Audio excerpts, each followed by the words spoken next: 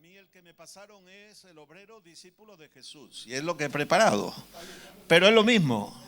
Porque discípulo sin servicio, obrero sin servicio no hay. Como yo diga. Pues ya está, lo que me dijeron a mí, yo soy muy obediente en eso. Vamos a ver, yo entiendo que estoy frente a obreros, aunque en Sevilla cuando lo hacemos abierto y no solamente hay obreros. A veces los que están, hay más de los otros que de obreros, lo cual lamento. Pero bueno, yo asumo que estoy delante de obreros en buen número. Y de los que todavía a lo mejor no se consideran obreros, lo van a hacer. Pues no estaban aquí. Segundo, asumo que es escuela. Si es escuela, es para aprender. Y si hablamos de discípulos, ineludiblemente es para aprender. Y es bíblica. Como ha estado ya el pastor Ezequías hablando y dejando muy claro, nuestra enseñanza tiene que ser bíblica y nuestro fundamento no puede ser otro que el que ya ha sido puesto, que es el mismo Cristo. Y Cristo es el verbo de Dios hecho carne, es decir, la expresión divina, la revelación hecha carne. Entonces vamos a hablar de los obreros como discípulos. Y lo primero, vamos a ver si yo me manejo bien con el aparatito, yo tengo uno parecido. Y empiezo con un texto de Isaías.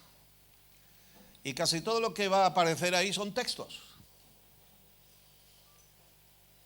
Porque aprendemos de la palabra. Y ya se nos ha recalcado antes mucho y bien. Y toda escritura es inspirada divinamente y útil para corregir, para enseñar, para instruir, para todo ese tipo de cosas. Isaías dice, el Señor Dios me ha dado una lengua de discípulo. Hay quien tiene lengua de víbora. ¿No? Hay quien tiene lengua larga. Esto no estaba previsto, pero me acaba de decir el Señor que diga esto. Me ha dado el Señor lengua de discípulo para saber dar al cansado una palabra de estímulo. ¿Cómo son tus palabras? ¿De las que estimulan o de las que hunden? Porque muchas veces hablamos y hundimos. Discípulo. No lo olvides, discípulo. Por la mañana estimula mi oído para que escuche, pero para que escuche como un discípulo. ¿Cómo escucha el discípulo? Con los oídos bien abiertos, con la boca bien cerrada, ¿verdad? Con el corazón abierto, con la mente abierta. Porque si no tenemos la mente abierta, nos quedamos con lo que ya sabíamos y con lo que es, ¿verdad? Antes nuestro hermano hablaba de ese asunto de hombres y mujeres. ¿Cuántos siglos de tradición equivocada? Yo siempre digo que cuando el Señor le dijo a Adán y Eva, le dice a Eva, ¿verdad? Y tú estarás sujeta a tu marido. No le estaba diciendo lo que él quería que fuera, le estaba diciendo lo que iba a pasar. Porque una vez que el pecado entró en el mundo, las cosas se tergiversaron, cambiaron. Y le estuvo diciendo, mira, todo esto es lo que ahora te espera. No es mi voluntad, no es lo que yo quiero, no es lo que yo tenía previsto. Pero hija, es lo que habéis escogido y es lo que vino detrás de nosotros. Entonces, lengua de discípulo, oídos, corazón y mente de discípulo. Amén. Y un obrero es un discípulo. A veces pensamos, bueno, los discípulos son los que están ahí. Les enseñamos discipulado a ellos. Hacemos discipulado, pero el obrero es un discípulo siempre. Los pastores somos discípulos de Jesús. No puede ser de otra manera. Amén. Vamos a la siguiente diapositiva. Hay otro versículo que ya se ha dicho aquí hoy. Con el 15 procura presentarte ante Dios aprobado. Y este versículo me lo inculcaron en la cabeza, en la mente, en el corazón, desde el primer momento que yo llegué a la iglesia. Y han sido columnas en mi fe y columnas en mi ministerio. Lo que me oíste proclamar, está hablando Pablo a Timoteo, en presencia de tantos testigos, confíalo a personas fieles. Cuando tú les encargas un trabajo a alguien que es fiel, el trabajo es hecho. Eso significa que la persona es responsable. Qué pocos cristianos responsables hay. Perdonadme, pero es verdad. No nos tomamos las cosas de Dios en serio. No tenemos un sentido de reverencia en la iglesia. Eso es de los católicos. Pero aquí todo está permitido. Todo vale. Y si el pastor quiere poner un poquito de orden, qué serio es este pastor, hay que ver qué estirado, ¿verdad? Los niños por ahí rompiendo bancas, rompiendo cristales, jugando a la pelota. Bueno, confíalo a personas fieles, capaces a su vez de enseñarlo a otras personas. Estos textos son tremendos y fundamentales. ¿Qué vamos a ver? Hoy miraremos los fundamentos del discipulado. Me han dicho que yo dé lo que tengo que dar y que no me preocupe de la hora. Como no quiero que se me vayan, me ajustaré a los 50 minutos prescritos y ahí nos quedaremos. Y mañana hablaremos del carácter del discípulo, de adquirir, porque un discípulo es discípulo con un maestro por alguna razón. Y hemos dicho, esto es escuela y el discípulo, su función es aprender. ¿Qué es un discípulo? Un discípulo es un aprendiz. ¿Cambió?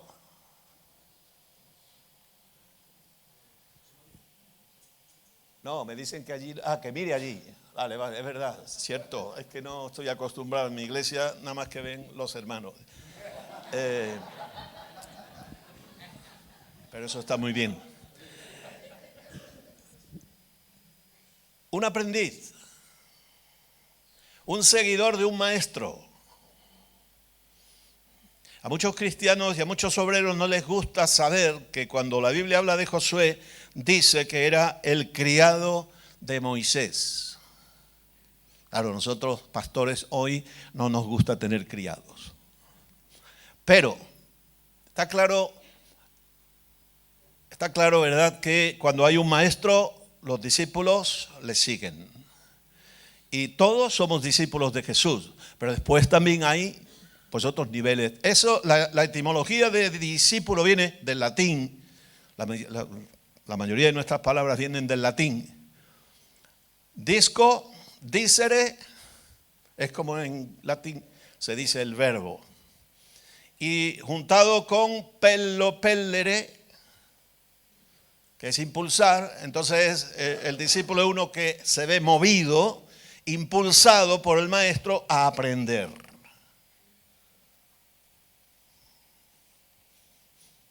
Cambió. ¿Cuál es el propósito entonces del discipulado? Es que aprendamos del maestro y que lleguemos a ser como el maestro. Jesús dice, el discípulo no es más que su maestro, ni el siervo más que su señor. Bástale al discípulo ser como su maestro y al siervo como su señor. Pero lo que sí es que el discípulo sigue a un maestro para parecerse a él. Para parecerse a él. Y claro, más que Jesús no vamos a ser ninguno. Pero sí podemos superar a nuestros maestros humanos. Y como profesor, como maestro, a mí no me importa que mis alumnos me superen. Al revés, será una honra. Amén. Será una honra. Entonces, el discípulo tiene que tender a convertirse, ya sea él, ya sea ella, igual que el maestro. Y para ser maestro a su vez de otros. Así que como obreros cristianos somos discípulos de Jesús para parecernos a Jesús, y como decía Pablo a Timoteo, esto encarga a hombres fieles que serán idóneos para enseñar a su vez a otros. Esto no acaba en mí. Viene a mí, crece en mí y ahora pasa a los demás. El ministerio cristiano no tiene ninguna razón de ser, sino es para otros. Decía antes nuestro hermano, lo mismo. El que viene aquí a buscar posición, a buscar honra, a buscar, ¿verdad?, todo ese tipo de cosas, ha equivocado su destino, ha equivocado su vocación.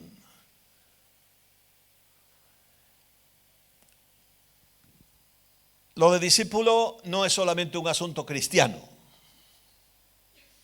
Hay una tradición griega, los filósofos tenían sus alumnos, pero a nosotros como que no nos va ese modelo, porque entre el maestro y el alumno había una relación ahí un poquito rara. Hoy, cuando hablamos de pederastia, lo vemos como un vicio, una cosa terrible, porque es el aprovechamiento de los niños de manera sexual, niños y niñas, por personas mayores. En aquella época, la pederastia era la relación que existía entre el maestro y el joven, que en griego se llamaba paidos. De ahí viene paideia, que es la enseñanza de los niños.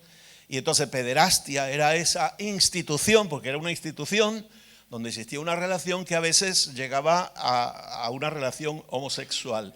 Pero en aquel entonces nadie se consideraba homosexual. Había prácticas homosexuales, pero eso de que yo soy, o este es, o el otro es homosexual, eso es muy moderno, eso es del siglo XIX para acá. Producto del romanticismo, que ha creado una identidad. Antes existían las prácticas, y la Biblia habla de las prácticas homosexuales, pero en ningún momento da naturaleza a una persona como que es así, que ha nacido así, que Dios me ha hecho así. No, señor. Entonces, la tradición griega no nos vale en ese sentido, pero lógicamente que hay un maestro y que hay un discípulo, de acuerdo. La tradición hebrea, ese sí es nuestro antecedente, y ahí tenemos a los profetas, la escuela de los profetas. Y el mismo Juan Bautista era un maestro que tenía a sus discípulos, pero miren, era un tipo particular, porque dice el texto que estaba otra vez Juan y con él dos de sus discípulos mirando a Jesús que andaba por allí y dijo: este es el Cordero de Dios. Los dos discípulos lo oyeron hablar y siguieron a Jesús.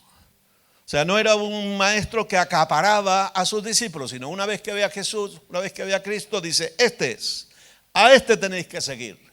Y nosotros como maestros tenemos que ser en ese aspecto como Juan. Nosotros señalamos a Cristo, no somos el objeto, no somos la meta del discípulo. Nosotros somos instrumentos en las manos de Dios, pero aquel al que tienen que seguir nuestros discípulos es a Cristo. Amén. Sin embargo, la humanidad, la realidad humana, a veces hay muchos maestros que quieren que lo sigan a ellos, no a Cristo, y que ellos son lo importante, y que ellos son, y ellos, el personalismo, ¿verdad?, que existe y que evidentemente echa a perder el trabajo de muchos. El caso de Jesús. Jesús no era un maestro profesional según lo acostumbrado. Ser maestro era una profesión. Los maestros lo eran porque habían estudiado, porque habían pertenecido a alguna escuela particular o habían fundado la suya propia, pero eran como un oficio, algo profesional. Jesús no era un maestro profesional, porque Jesús era un caso especial. Era Dios hecho hombre. No era maestro por profesión, era maestro por destino. Era maestro porque Dios lo levantó como tal. Dice que vino a la región de Judea y al otro lado del Jordán y volvió el pueblo a juntarse con él y de nuevo les enseñaba como solía. Era lo suyo, enseñar. Pero dice que enseñaba no como los rabinos, no como los profesionales, sino que como aquellos que tienen, o como aquel que tiene verdadera autoridad, porque era la autoridad de Dios. Amén. Los maestros escogían a sus discípulos. Nunca el discípulo escogía al maestro. El discípulo podía ir al maestro y decirle: maestro, quiero entrar en su escuela. Y el maestro lo examinaba y decía: no me interesa, no estás preparado. Y a veces los sometían a pruebas duras y difíciles y bueno, insólitas, porque era el maestro el que escogía a los discípulos. Y así lo hizo Jesús. Andando junto al mar de Galilea, vio a Simón y a su hermano Andrés que echaban la red en el mar, porque eran pescadores. Todavía no eran discípulos. Jesús les dijo: venid en pos de mí y haré que seáis pescadores de hombres. Dios te llama y Dios hace, si te prestas, pero Dios hace. Dios es el que te va a transformar por medio de su Espíritu Santo. Es el Espíritu Santo el que nos va transformando. Si yo miro para atrás mi vida, llegó a un punto cuando yo no era cristiano. Si te digo un poquito más para atrás, era religioso, pero cristiano, convertido, no. Viví una etapa de desastre y cuando me convertí fue porque Cristo vino a mí, no porque yo lo busqué. Él me buscó a mí y me dijo una noche: ven conmigo, sígueme. Y yo tomé la decisión. Y después Él fue trabajando mi vida, el Espíritu Santo fue trabajando mi vida. Y hoy, como dice Pablo, soy lo que soy por la gracia de Dios. Soy lo que soy por la gracia de Dios. Y cada uno de nosotros es lo que es por la gracia de Dios. Porque el Espíritu Santo es el que nos va transformando. Tú vienes, el Señor te acepta como discípulo, vale, ven. Pero espérate que te va a poner las cosas complicadas y difíciles. Dejando al instante sus redes, lo siguieron. Y pasando de allí un poco más adelante, vio a otro, a Jacobo, hijo de Zebedeo, y su hermano Juan, que por lo visto eran primos de Jesús. Y por eso Jesús tenía con Juan esa relación tan particular, que algunos quieren decir que era una relación extraña. Que estaban en la marca remendando las leyes y enseguida los llamó. Y entonces, dejando a su padre Zebedeo en la barca con los jornaleros, los siguieron. Entraron en Capernaum y el sábado entró Jesús en la sinagoga y comenzó a enseñar. Es que era su oficio, maestro, pero no por profesión, sino por llamamiento divino.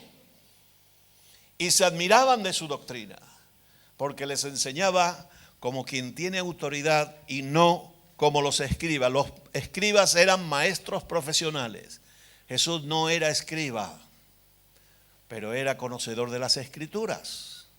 Y era maestro porque tenía que enseñarnos. ¿Qué pedía el maestro? Porque es el maestro el que establece los requisitos. Vale, tú vienes a mi escuela. Estas son las condiciones. Así soy yo. Esto es lo que enseño.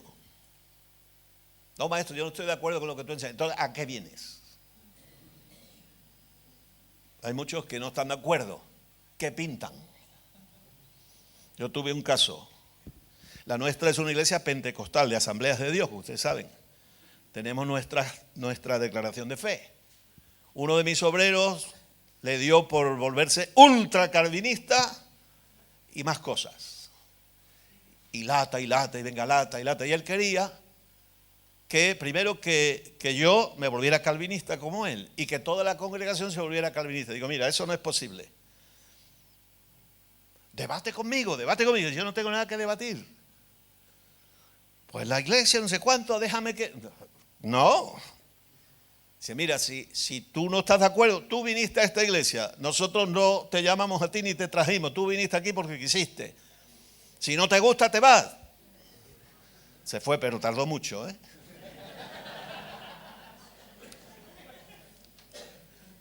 El alumno ha de ser consciente de sus demandas, de las demandas, y ser coherente. ¿Saben lo que es la palabra coherencia? Cuando tus acciones combinan con tus palabras. Cuando lo que tú haces también coordina con lo que piensas. Pues si piensas una cosa y actúas de otra, o si hablas de una manera y después actúas al revés, como que no pega. Entonces, tenemos que ser coherentes. Estamos en la escuela de Jesús. No estamos en la escuela de Mahoma, no estamos en la escuela de Buda, no estamos en la escuela de Jean-Paul Sartre, que era existencialista, o de la escuela gnóstica, o de la escuela yo que sé cuál. Estamos en la escuela de Jesús. Por lo tanto, tenemos que ser coherentes con la enseñanza de Jesús, que se llama Evangelio, y que está recogida en la palabra de Dios. En esa palabra canónica que nuestro hermano nos hablaba, útil para corregir. Sí, porque tenemos la tendencia a salirnos. Tenemos la tendencia a tener ideas maravillosas. Nuestras, claro.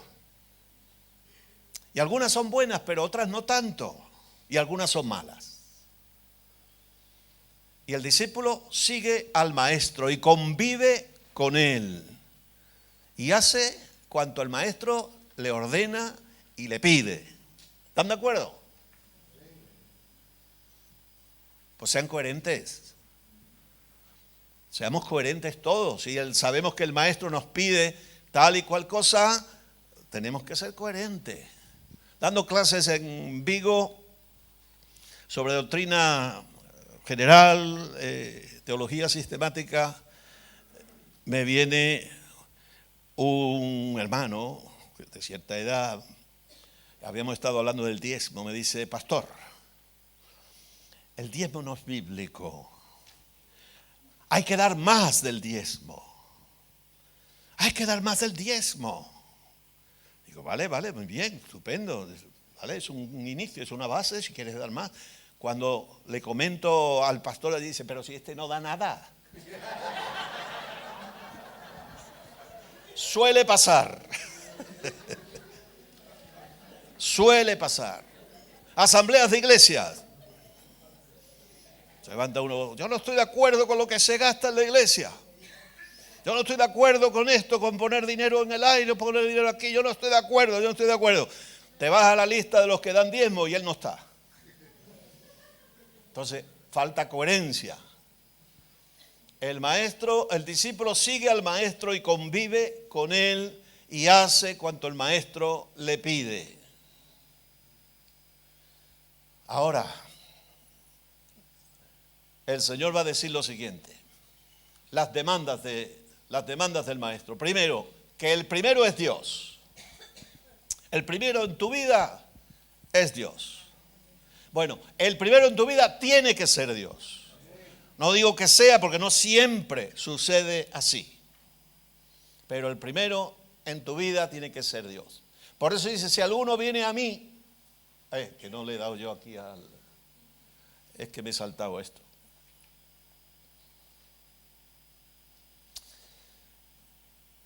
Sí, ya eso está visto.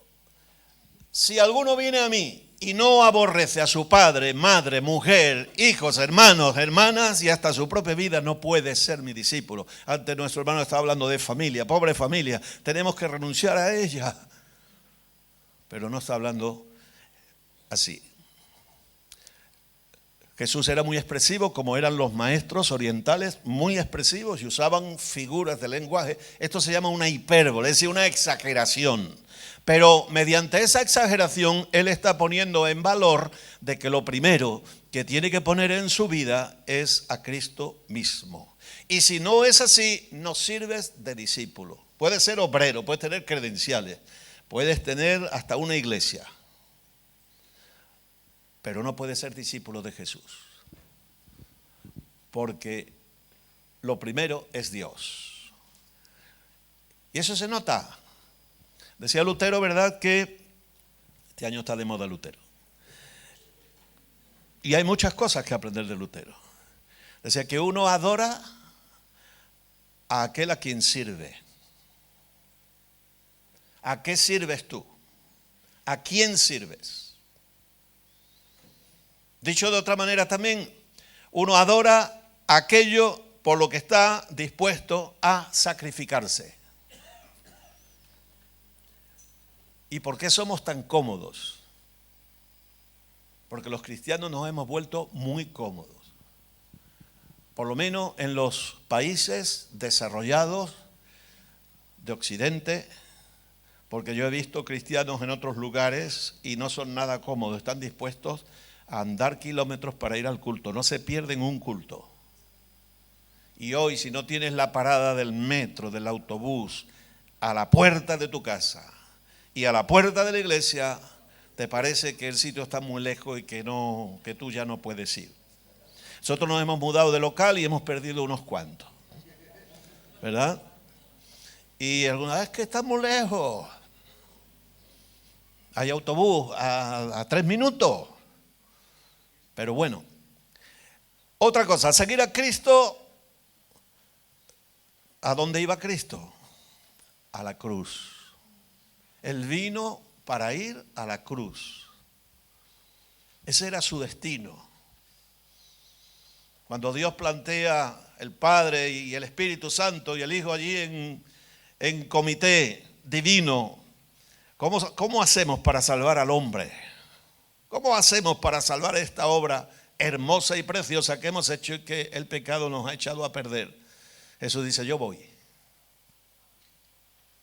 Es que tienes que morir en su lugar, tienes que redimirlos, yo voy. Y Él se hizo hombre para poder hablarnos el mismo idioma, para poder entendernos, que Dios lo tiene que entender todo, ¿no? Pero Él quiso hacerse hombre y para morir en nuestro lugar. Y que su sacrificio tuviera valor eterno. Y Él dice, el que no lleva su cruz y viene en pos de mí, no puede ser mi discípulo. O sea que aquí están las demandas, están muy altas, ¿eh? Y la cruz de Cristo, llevar la cruz no es soportar al marido, no es soportar a un hijo difícil, ni a un vecino latoso, ni a un mal jefe,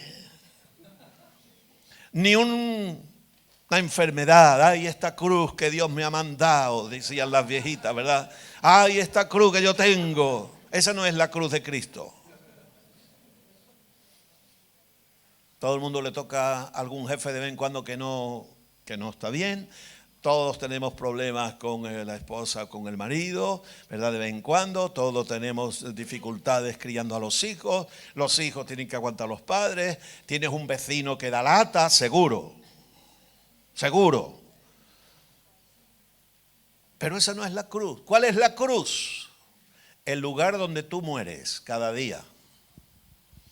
Y claro, para morir cada día no la puedes dejar en casa. No la puedes dejar atrás, tienes que cargar con ella. Porque no es que mueras por la noche, tienes que morir desde por la mañana cuando te levantas hasta que te acuestas y hasta que te vuelves a levantar. Un día y otro día y otro día y otro día. Si estás de viaje, tienes que llevar la cruz también. Si estás de vacaciones, la cruz contigo. El que no lleva su cruz y viene en pos de mí no es digno de ser mi discípulo. No puede serlo.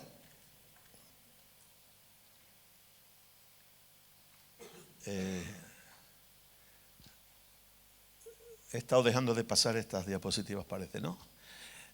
La siguiente, entrega total.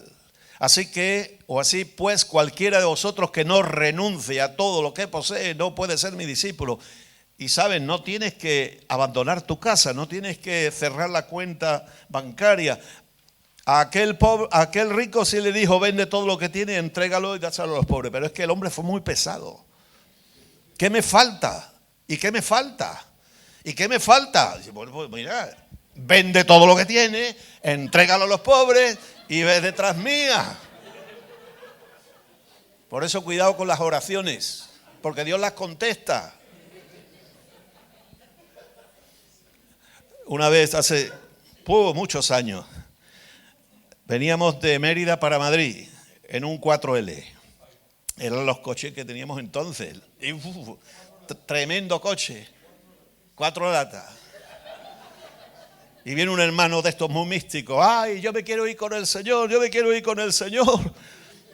Y de pronto se para y dice, ¿la puerta está bien cerrada? La puerta está bien cerrada. Quería irse con el Señor, pero en el arrebatamiento, sin pasar por la muerte. Hay que renunciar. Tienes casa, pero como si no la tuvieras. Por eso dice Pablo, el que tiene, como si no tuviera. Y el que no tiene, como si tuviera. Porque así son las cosas con el Señor. Pero si no estás dispuesto a renunciar, no puedes ser mi discípulo.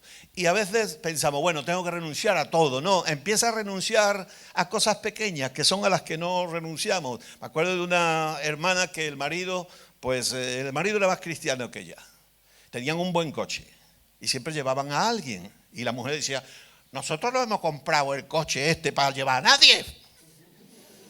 Entonces no estaba dispuesta a renunciar a un asiento en su coche, que le mancharan el coche con el sudor o quién sabe qué. Pero es que cuidado, que hay muchos cristianos que no están dispuestos a renunciar a nada. Mi intimidad es mía, que nadie se meta, ¿verdad? Y cosas así. No puedes ser el discípulo del Señor si no estás dispuesto a renunciar, porque el Evangelio es entrega, el Evangelio es renuncia. No renunció Cristo, dice Pablo, ¿verdad? Que siendo Dios no tuvo ningún problema en hacerse humano y en dejar su divinidad allá arriba, ¿verdad? Y nosotros ni somos Dios, ni tenemos que renunciar a divinidad ninguna. Simplemente renunciar a pequeñas cosas, porque si no estás dispuesto a renunciar a pequeñas cosas, no me digas que estás dispuesto a renunciar después a las grandes. El que no es fiel en lo poco, no lo va a ser en lo mucho. Con mucho menos razón.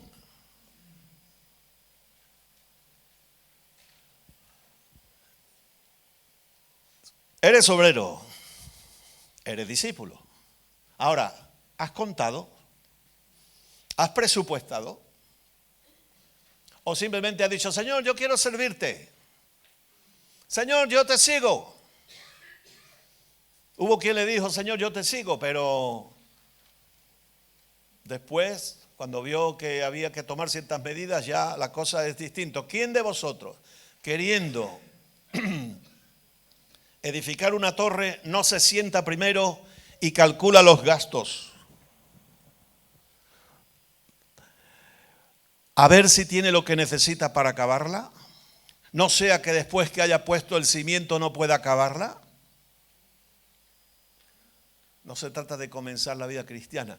Se trata de comenzar, de crecer, de servir y de llegar. Amén. De servir y de llegar. Y si eres obrero, es para trabajar. Yo cuando llegué a la iglesia con este idioma nuestro que tenemos los cristianos, cuando hablaban de un obrero, estaba pensando en uno con casco, de esto de la obra, de Abengoa, de alguno de estos. ¿Y esto qué? Los obreros cristianos serán albañiles que son cristianos. No, son cristianos que trabajan, que obran. Y cuando trabajas con algún fin. Un obrero es un siervo. Hoy se ha dicho aquí, el servicio, el obrero y el servicio. Un obrero es un siervo. Voluntario, por supuesto, pero es un siervo. Y si no estás dispuesto a ser siervo, no te metas a obrero, pero tampoco a cristiano. Porque es lo mismo. Presupuesta. Piensa que sí, la salvación es gratis. La salvación es gratuita. Pero una vez salvo, dice la Biblia que Dios ha preparado trabajitos para ti. Dios ha preparado, vete a Efesios, capítulo 2, verso 8, te dice allí que es gratis. Pero después te dice, pero Dios ha preparado obras para ti. Amén. Si te llama el pastor, no diga, no lo siento. A mí me ha pasado, organizar un tema de evangelismo y viene una chica muy fina, muy... Sí, pastor, yo no siento ir a evangelizar. Yo creo que habíamos estado predicando siempre que el cristianismo no es tema de sentimiento, sino de fe y por lo tanto de obediencia. El sentimiento viene después, pero muchas veces no siente. Como aquel que el domingo estaba diciendo, mira, a la esposa, yo no tengo ganas de levantarme, yo no tengo ganas de ir al culto. Yo prefiero... Y le dice la abogada, ¿es que tú eres el pastor? Y si creen que los pastores siempre tenemos ganas de venir al culto, pues no saben lo que es un pastor. Pues los pastores somos como los demás, nos gusta irnos a la playa, nos gusta irnos, ¿verdad? Hoy a la feria de Sevilla. Todavía no ha acabado y yo no la he pisado. Pero vamos, hace años que no la piso. No porque yo diga que no me meto en temas de pecado, no, es que no me gusta. Pero no es sentir, es obedecer. Hay que calcular los gastos. Hay que saber que una vez puesto el cimiento hay que concluir la torre, porque si no es una ruina, es un desastre. Eso forma parte del presupuesto. Yendo por el camino, uno le dijo, Señor, te seguiré. A donde quiera que vaya, como Pedro también, Señor, si tú vas a morir, yo contigo. Y unos minutitos más tarde, estaba sacando la espada y estaba corriendo. Y un poquito más tarde todavía negándolo. No, yo no lo conozco, yo no sé quién es. Te seguiré, porque se nos llena la boca de palabras grandes. Y los cristianos, como ese, yo quiero irme contigo, Señor, yo quiero irme contigo. Pero está la puerta bien cerrada. Las zorras tienen guarida, las aves de los cielos nidos, pero el Hijo del Hombre no tiene dónde recostar la cabeza. Y cuánto nos quejamos de las cosas que nos faltan, ¿verdad? Y pensamos que tenemos derecho a todo. Y encima alguien se inventa por ahí doctrinas de estas de que los cristianos tienen que ser ricos todos. Algunos Dios les permitirá ser ricos, porque no tendrán su corazón en las riquezas. Pero algunos, la bendición de Dios es que no sean ricos, porque si fueran ricos se iban al infierno. Así que el Hijo del Hombre no tiene dónde recostar la cabeza. Si Él no vino para frecuentar hoteles caros, ni ser, eso como algunos pensaban, un príncipe. No, nació en el palacio de Herodes, nació en un pesebre. La misión prioritaria y urgente, dijo a otro, sígueme. A este lo escogió el Señor. El otro quería escoger él al Señor. Este escoge el Señor a él y él le responde, Señor, déjame primero que vaya y entierre a mi padre. Algunos interpretan que no es que el padre estaba muerto y había que enterrarlo en 24 horas, sino como diciendo, déjame que se muera mi padre, que todavía le quedan 40 años, y después te sirvo. Y Jesús le dije, deja que los muertos entierren a sus muertos, pero tú vete y anuncia el reino de Dios. No hay excusas. Ponemos muchas excusas, pero no hay excusas. Ninguna de ellas valen. Conocéis la parábola de las excusas, ¿verdad? Y ninguna de ellas era válida. Y los cristianos ponemos muchas excusas, pero ninguna son válidas. Mirar solo adelante. También dijo otro, te seguiré, Señor, pero déjame que me despida primero de los que están en mi casa. Jesús le contestó, ninguno que habiendo puesto su mano en el arado mira hacia atrás es apto para el reino de Dios. Claro, todo el mundo diría, ¿qué enseñanzas más radicales? ¿Qué enseñanzas más radicales? Pero en todas ellas Jesús tenía un propósito, y es que las personas captaran la esencia de lo que es seguir a Cristo. Y están registradas en los evangelios para que nosotros hoy, a pesar de que nos separan 2000 años de historia y 2000 años de diferencia cultural y de todo eso, también podamos captar la esencia de lo que es seguir a Cristo. No vale para nada ser obrero si uno no es un seguidor cercano de Jesús. Ni tampoco ser cristiano o llevar etiqueta de cristiano, ni siquiera llevar la Biblia debajo del brazo, ni cantar si uno no sigue a Jesús, mirando hacia adelante y no hacia atrás. El pueblo de Israel cuando salió de Egipto fue un milagro, fue una liberación tremenda. Y poco tiempo después estaban acordando de los sacos y de las cebollas. ¿Pueden imaginarlo esto? Y eso nos sirve a nosotros de ejemplo, porque claro, nosotros no somos así, porque ni nos gustan los ajos ni la cebolla, pero hay otras cositas que echamos de menos. Echamos de menos. Y decimos, es que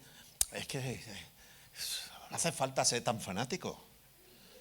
Yo, una vez me dijo, no, tenemos que ser fanáticos de Jesús. Digo, no, fanático de nadie, porque un fanático es un loco, y un cristiano no puede ser un loco. O sea que nosotros fanáticos, nada, el fanatismo es malo, es destructivo, te anula.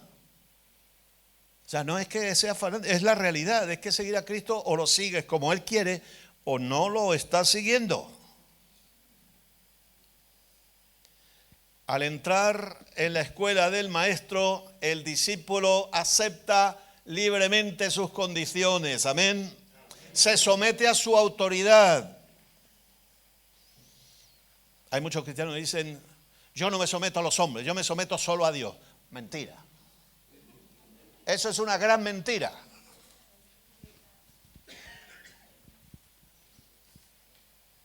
Porque se aprende a someterse uno a Dios sometiéndose a los que Dios ha señalado para que te sometas. Y nosotros no somos pastores que creamos en el autoritarismo. El autoritarismo es un fracaso. O sea, autoritarios son los que no tienen autoridad. Cuando tienes autoridad no necesitas ser autoritario. Y todo aquel que quiere imponerse de una manera así es porque no tiene ninguna. Pero nos sometemos a la autoridad de Dios cuando nos sometemos también a la de los demás hermanos. Dice la Biblia, sometiéndoos los unos a los otros. Los pastores también estamos sujetos. No solo a Dios, también a nuestra congregación, al pueblo. Se compromete a aprender. Yo me pregunto por qué en los estudios bíblicos hay tan pocos cristianos. Lo saben ya todo. Pero un discípulo no es alguien que ha aprendido 3 lecciones y ya se da por satisfecho. El discípulo es siempre discípulo. Y como cristianos somos discípulos, pero siempre discípulos. Los pastores seguimos aprendiendo. Seguimos aprendiendo. Yo doy clases en el seminario, nuestro seminario del que estoy muy orgulloso, vuestro pastor también, pero sabemos que los seminarios tienen una función limitada. Son importantes, pero su función es limitada. Si el que va al seminario piensa que una vez que sale del seminario ya lo sabe todo y no necesita más nada, no vayas al seminario. No vayas al seminario. Seminario es el principio, es la base para aprender más. ¿Cómo vas a aprender más? Pues como los propios discípulos, practicando. Hay uno de los hermanos muy apreciados mío, el pastor Pepe Alba, lo conoce aquí, su madre le decía a su hija que estaba aprendiendo a bordar, dice, hija, aprende primero en un trapo, para que no lo echara a perder. Aprende primero en un trapo, y a veces hay que aprender de manera limitada nuestras experiencias. Yo he metido la pata. Cuando yo empecé mi vida cristiana, todavía recuerdo con dolor algunas meteduras de pata. Y con dolor porque esas meteduras de pata eran con personas. Con personas. Pero aprendemos practicando. Y a veces errando. Y por eso la vida cristiana no sería vida cristiana si no existiera una medicina espiritual que se llama perdón. Amén. Y todos nos tenemos que perdonar los unos a los otros. Y por eso tomamos la Santa Cena. La Santa Cena no es un ritual, que lo es también si lo mira desde fuera, pero la Santa Cena es la medicina de la iglesia. ¿Por qué? Porque te tienes que poner en paz con tus hermanos y si no, no puedes tomar la Santa Cena. Y si no puedes tomar la Santa Cena, estás excomulgado. ¿Sabes? Yo también he tenido hermanos que por años no tomaban la Santa Cena. Y dice, pero hermano, ¿por qué no toman la Santa Cena? No, es un tema que tengo ahí pendiente. Y yo sabía que no era de conflicto con nadie, sino que a veces se les mete a la gente en la cabeza conceptos católicos. Si tú no puedes tomar la Santa Cena, no estás en comunión con el cuerpo de Cristo. Y si no estás en comunión con el cuerpo de Cristo, estás fuera. Ahora, si tienes un problema con alguien, no puedes tomar la Santa Cena. Entonces, ¿qué pasa? ¿Te quedas excomulgado? No, arréglate. Por eso es una medicina. Todos cometemos errores, pero como existe el amor de Dios, el amor cubrirá multitud de errores. Vamos a llamarlo así. Gracias, Señor, porque en tu iglesia reina el amor. Porque tenemos lengua de discípulo y no lengua viperina. Y no lengua hiriente, como dice también la palabra de Dios, que hay quienes hablan y son como espadas.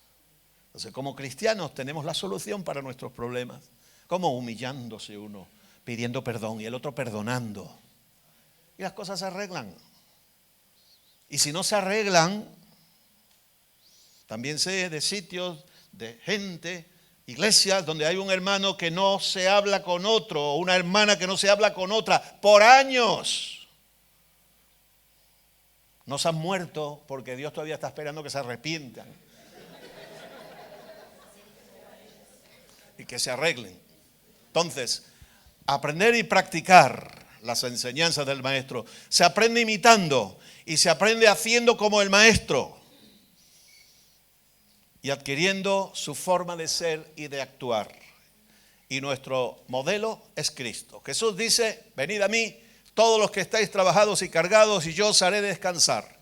Llevad mi yugo sobre vosotros y aprended de mí. Amén. Que soy manso y humilde de corazón, no de apariencia. Y hallaréis descanso para vuestras almas, porque mi yugo es fácil y ligera mi carga. ¿Por qué he subrayado todas esas palabras? Porque ahí está el significado. Venid a mí. Hermano, sin cercanía, sin intimidad con Cristo, no hay discipulado. No lo hay. La escuela del maestro no es como los colegios y los institutos actuales donde uno va a las 9 de la mañana, a las 3 del mediodía se va y adiós, muy buena. Esas son las escuelas seculares. Pero la escuela del maestro es siguiendo a Cristo día y noche. Aquellos discípulos dormían con él, comían con él, sudaban con él. Pasaban las tormentas con él. Pasaban hambre con él. Pero qué bien que el Señor multiplicaba los panes, ¿verdad? Y calmaba las tempestades. Sigue siendo el mismo. Tú sigue con él y verá cómo te va bien. No dice que no haya tempestades, no dice que no haya momentos de dificultad y que el Señor de vez en cuando te la juegue y te diga, dadle vosotros de comer. Y tú digas, ¿y yo cómo hago esto? Porque alguna vez el Señor te dirá algo raro. Algo que tú dirás, pero esto no es lógico, Señor, que tú me pidas esto.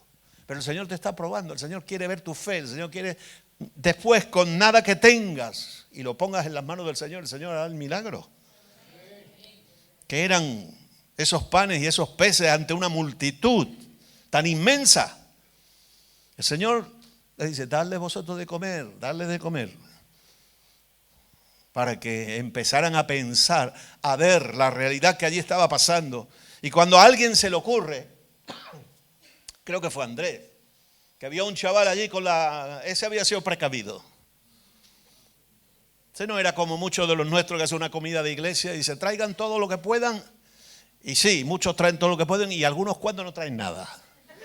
Porque dice, la multiplicación de los panes está asegurada. Andrés se dio cuenta, este tiene ahí unos panecillos, Jesús, ¿qué hacemos con él? Se lo quitamos. Sí, bueno, y eso que con eso no comemos. Pero lo pusieron en las manos de Jesús.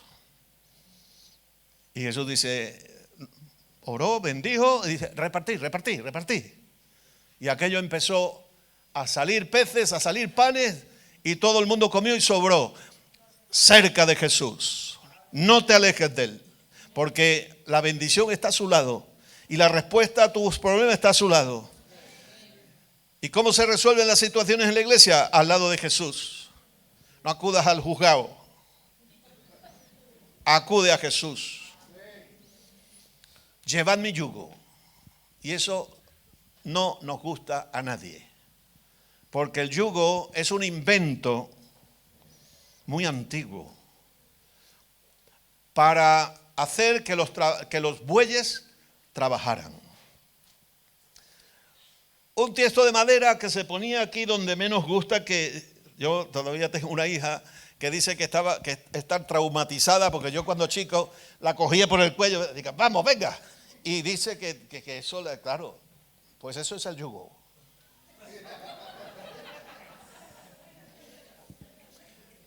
El buey, uno y otro. Y siempre hay uno que es más tonto que el otro. El que tiene que aprender, porque hay un buey viejo y un buey joven. Y el joven aprende del viejo. El otro día en la feria vi yo una cosa, no en la feria, sino Sevilla se pone horrorosa y iba a un sitio y no había manera por dónde coger con el coche, todo eran carros de caballo, pero me fijé en una cosa. Había un carro con no sé cuántas mulas. Y había una mula que hacía todo el tiempo así a las otras. Sí. Digo, ya está, esta es la mula maestra. Porque el que iba detrás con las riendas y la otra encauzando a las demás mulas. A veces el pastor es el que tiene que ser de buey viejo o de mula maestra. Y los demás, y ahí va empujando. Pero no olvidéis que el maestro también lleva, que el buey maestro también lleva yugo. Que también es incómodo. Llevar mi yugo. Implica sujeción, implica servicio, implica saber trabajar en equipo, porque son dos bueyes, no uno. Dos bueyes. Y una rista de estas de mulas son unas pocas de mulas. Y todas tiran del mismo carro. Y hay una, claro, que es la que va diciendo, oye, no, que os estáis saliendo, que no sois capaces, y venga, empuja la mula. Pero las demás iban derechitas, gracias a la mula. Aprended de mí, porque Jesús es nuestro modelo. Dice Pablo a los romanos que el propósito de Dios es que seamos conforme a la imagen de nuestro Señor Jesucristo. Soy manso y humilde, dice. Mañana hablaremos de esto porque mañana hablaremos del carácter del discípulo. Soy manso y humilde. Todo lo contrario que algunos. ¿Verdad? Me da mucha pena cuando en las iglesias aparecen los municipales para poner orden. Pero no crean que esto es raro. Demasiadas veces sucede. ¿Verdad? Y manso y humilde. Es mejor perder la razón, pero no perder a un hermano o a una hermana. Amén. Y ahora viene Jesús y dice, es que además mi yugo no es tan difícil, ni mi carga es tan pesada. ¿Por qué? Pues porque contamos con su ayuda. Él es el que pone en nosotros el querer y el hacer por su buena voluntad. Antes mencionó Juan Carlos, esfuérzate en su gracia. Y hablaba de las dos cosas, gracia pero esfuerzo, claro. Pero el esfuerzo es en la gracia de Dios. Por lo cual está bendecido. Tu esfuerzo merece la pena.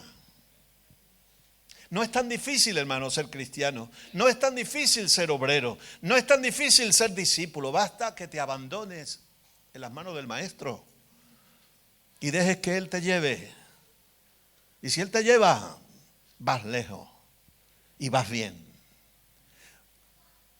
Voy a hacer 67 años, me convertí con 19, llevo sirviendo al Señor toda esa cantidad de tiempo. Ya estoy de retirada. No me arrepiento de nada. Soy feliz con lo que Dios ha hecho en mi vida.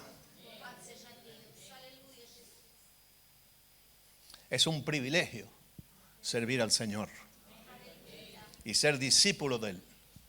Porque en Él hay descanso, en Él hay satisfacción. Es verdad que hay pastores amargados y hay creyentes amargados y creyentes frustrados y creyentes caídos y tristes. No es así como tiene que ser. Porque aunque haya fracasos, pero nunca frustración. Porque en el Señor, aun en nuestros errores, aprendemos. Y el Señor nos tiende la mano. Y el Señor nos levanta. Y el Señor nos da todo lo que necesitamos. Y servir al Señor es lo mejor que hay. Yo podía haber sido químico, podía haber sido filósofo, podía haber sido político, podía haber sido un desgraciado también, que es lo que era en aquel momento. Pero servir a Cristo me ha valido. Amén. Así que ánimo y no se sientan tentados por las flores y las coronas y las cosas que ofrece el mundo, porque el mundo se pasa, su concupiscencia y todo lo que es del mundo se pasa. Pero en Cristo tenemos descanso, tenemos satisfacción plena y nos espera la corona de justicia. Que el Señor os bendiga.